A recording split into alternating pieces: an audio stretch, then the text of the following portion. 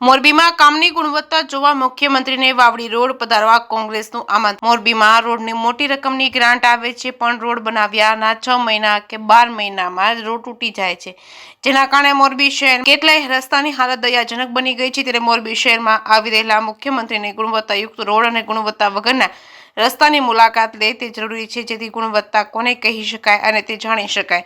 આવા જ કારણોસર મોરબી જિલ્લાને શહેર કોંગ્રેસના પ્રમુખ દ્વારા વાવડી રોડ અને રેલવે સ્ટેશનથી વીસી સ્ટાફ સુધીના રોડની મુલાકાત લેવામાં આવશે તેવી માંગણી કરી છે। મુખ્યમંત્રીને આમંત્રણ પાઠવ્યું છે।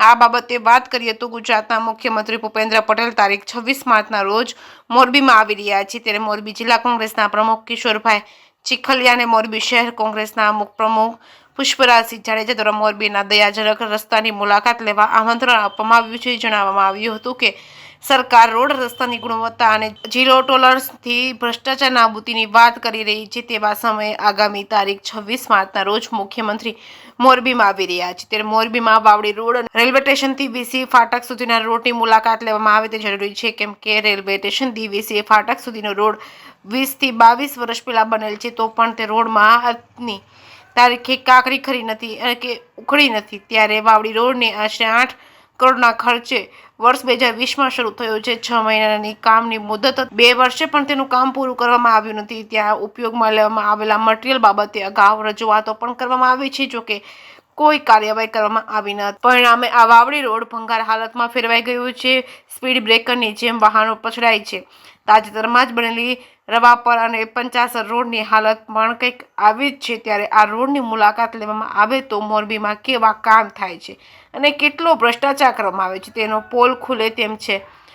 જે કેસની ગુજરાતી સાથે શ્રીકાંત પટેલ, મોરબી। નમસ્કાર સાથીઓ, ગુજરાતના મુખ્યમંત્રી શ્રી જ્યારે 26 તારીખે મોરબી આવી રહ્યા છે, ત્યારે હું આપના માધ્યમથી માનનીય મુખ્યમંત્રીશ્રીને એક આમંત્રણ પાઠવવા માગું છું।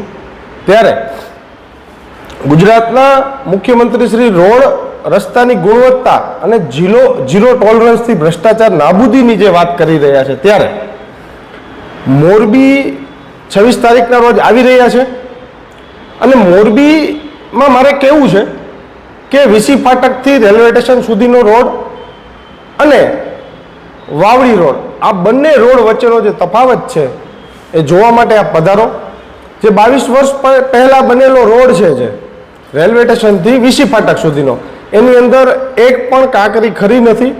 તેની ગુણવત્તા એકદમ સારી છે, ખૂબ સારો રોડ બનાવવામાં આવ્યો છે। જ્યારે કોરોના સમયની અંદર 2022માં વાવડી રોડ જે બનાવવામાં આવેલો, અંદાજે 8 કરોડના ખર્ચે એ રોડનું કામ થયેલું છે, એ આજે આપ જોઈ રહ્યા છો કે રોડ ઉપર ચાલવાને લાયક નથી। એ રોડની હાલત એકદમ નાદુરસ્ત છે। એ રોડ જ્યારે બનતો હતો ત્યારે તેની અંદર જે મટીરિયલ વાપરવામાં આવતું હતું તે પણ અયોગ્ય હતું।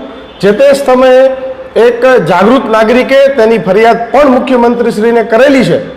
ત્યારે આજે જ્યારે 26 તારીખના રોજ આપ મોરબી પધારી રહ્યા છો, ત્યારે મારી શહેર કોંગ્રેસના પ્રમુખ તરીકે અને એક જનપ્રતિનિધિ તરીકે આપની વિનંતી છે કે વાવડી રોડની મુલાકાત લ્યો, રેલવે સ્ટેશનથી વીસી ફાટક રોડની મુલાકાત લ્યો અને હમણાં જ જે મહાનગરપાલિકા દ્વારા તાજેતરમાં જે 2 રોડ બનાવવામાં આવેલા છે, રવાપર રોડ અને 50 રોડ, આ 3 રોડની મુલાકાત લ્યો।